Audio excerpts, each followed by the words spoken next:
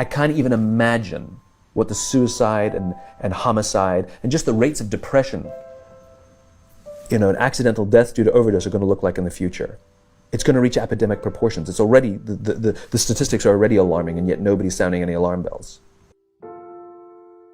Parents have to intervene. We have to stop giving our kids free access to social media and phones at young ages. They are not ready for it. Their minds cannot cope with the dopamine.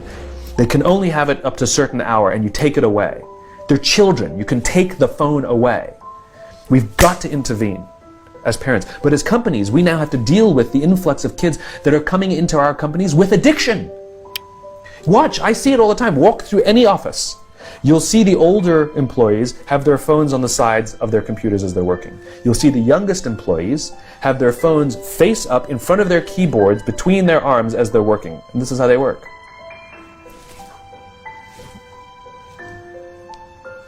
And the science is alarming. They did experiments on mice where they did the multitasking. They put flashing lights to mimic going from the computer to the cell phone, the computer to the cell phone to the TV. The mice that were exposed to the changing lights, it took them 3 times longer to solve a maze than the mice that weren't, and the damage was permanent. There is a subconscious reaction to these devices when we use them, okay? What if I were to hold my phone while I'm talking to you? I'm not checking it, it's not buzzing, it's not beeping, I'm not even nothing, I'm just holding it. Do you feel at this moment that you are the most important thing to me right now? No, you do not. Because there is a subconscious reaction we have to the device. When it is out, it makes the people around us feel that they are less important. So when we're walking down the halls in our offices and somebody says, hey boss, can I ask you a question? You go, sure, what's on your mind? We've just told them they're not that important. Or we can go, sure, what's on your mind? And if you don't have a pocket, find a shelf, put it on the shelf, come back and say, sure, what's on your mind?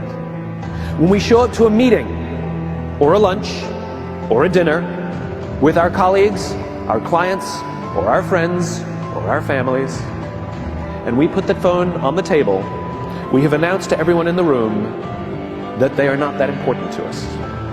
And by the way, putting the phone upside down is not more polite. My favorite one is when the meeting or at a lunch with someone, that the phone will ring and the caller ID will pop up and they will go, I'm not going to get it. Oh, so magnanimous. Oh, I'm lucky to eat with you today. Or they could just put the damn thing away.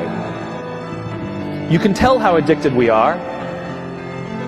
When somebody pulls out their phone when you're with them, how uncomfortable does that make us feel? You're walking down the street with someone, they pull their phone out. We feel stupid, so what do? We pull our phones out. We're so addicted. Somebody goes to the bathroom when we're at dinner, and what do we have to sit there by ourselves? God forbid we should look around the room for 5 minutes. We pull our phones out. Meetings, awful. What do we do when a meeting happens, right? Everybody's sitting waiting for the meeting to start.